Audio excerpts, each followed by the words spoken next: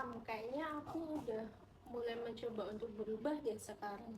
Aku juga kok, tapi aku masih bertanya-tanya, kenapa kita harus belajar?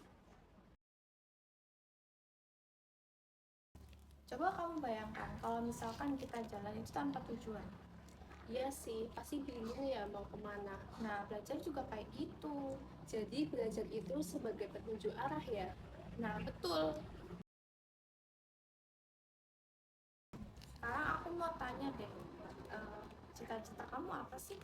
Kalau cita-cita aku ingin menjadi guru. Kenapa kamu pengen jadi guru? Karena aku ingin membantu banyak orang untuk belajar. Selain cita-cita, apa yang perlu kamu ketahui? Apa ya? Minat dan kelebihan kita. Kenapa? Karena minat itu biasanya berhubungan dengan apa yang kita sukai. Benar juga itu. Kamu suka pelajaran apa?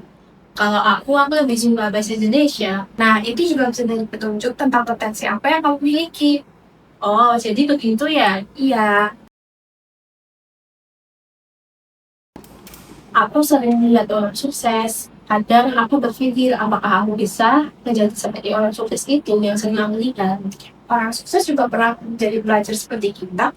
Serius? Tentu, mereka juga pernah merasakan kesulitan dan gagal juga. Jadi yang membedakan adalah mereka itu tidak gampang menyerah ya. Betul sekali. Tapi aku tuh kadang suka masih malas. Itu wajar. Lalu bagaimana kalau rasa malas itu muncul terus? Coba kamu ingat kembali kenapa kamu ingin mencapai cita-cita itu.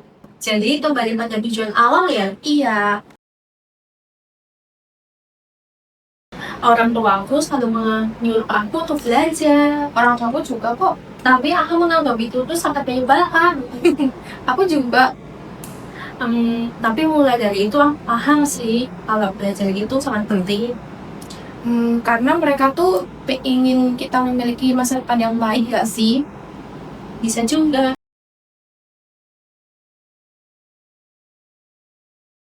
Coba bayangkan dirimu 10 tahun ke depan. Aku membayangkan kalau aku sedang mengajar di depan kelas. Wah, keren. Kalau kamu apa? Kalau aku sih membayangkan kayak membantu orang yang sedang mengalami banyak masalah gitu. Itu juga bagus. Jadi menurut kamu alasan terkuat kamu belajar itu apa sih? Coba kamu pikirkan. Awalnya aku ingin menjawab karena ingin dapat nilai yang bagus. Lalu sekarang rasanya bukan hanya itu. Terus apa lagi? Aku ingin membahagiakan orang tua juga. Itu alasan yang baik.